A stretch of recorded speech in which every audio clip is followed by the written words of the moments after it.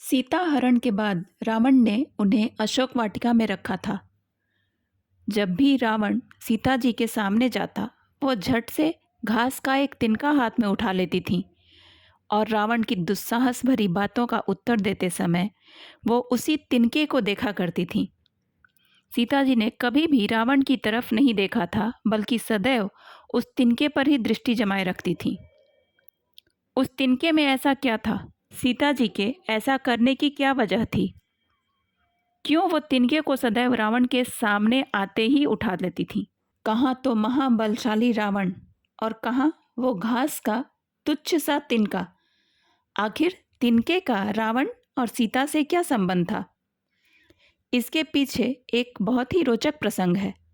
हुआ यूं कि सीता जी का राम जी से जब विवाह हुआ था और वो ससुराल आई, तो रीतियों के अनुसार उन्होंने पहली रसोई में खीर बनाई थी। जब सब लोग खाने पर बैठे और सीता जी ने वो खीर परोसा, तब हवा का एक झोंका आया और उसके साथ ही घास का एक तिनका उड़कर सीता जी के ससुर दशरथ जी की खीर में पड़ गया। अब सीता जी परेशान हो उठी कि उस तिनके को खीर से निकालें कैसे, क्योंकि सब लोग तो खाने पर बैठ चुके थे। ऐसे में बीच में जाना उन्हें सही नहीं लगा। वो परेशान सी एकटक घास के उस तिनके को देख रही थी और देखते देखते वो घास का तिनका जलकर भस्म हो गया। अब सीता जी के मन को शांति हुई। उन्होंने सोचा कि किसी ने कुछ देखा नहीं और जाना भी नहीं, और घास के तिनके की समस्या का हल भी हो गया। परंतु दशरथ जी ने यह सब देख लिया था। भोजन के बाद उन्होंने सीता जी को बुलाया और कहा कि आज भोजन के समय जो कुछ भी हुआ वो मैंने देख लिया है।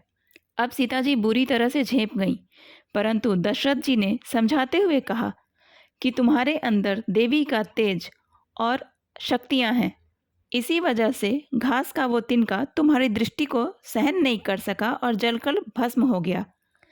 परंतु सिर्फ एक बात कहना है, वो ये कि जिस नज़र से और जिस भाव से तुमने घास के उस तिनके को देखा है, उस नज़र से कभी भी अपने शत्रु को भी मत देखना। अब जब जब रावण सीता जी के समीप जाता था, सीता जी को दशरथ जी की कही वह बात याद आ जाती थी और रावण को अपने क्रोध की आग में भस्म होने से बचाने के लिए ही सीता जी हमेशा घास का एक तिनका उठा लेती थी। अपने पति प्रभु श्री राम के हाथों रावण जैसे महापराक्रमी महाबलशाली को मुक्ति दिलाने के उद्देश्य से ही वो रावण को स्वयं मारना नहीं चाहती थी, बल्कि रावण वध का कार्य प्रभु श्री राम के हाथों कराना चाहती थी। तृणधरी ओट कहत बैदेही, सुमिरि अवधपति परम स्नेही। यह दोहा तिनके के इसी संदर्भ को दर्शाते हुए रामचरितमानस में लिखा गया है। वीडियो अगर पसंद आई हो तो कृपया लाइक, सब्सक्राइब और शेयर कर दें।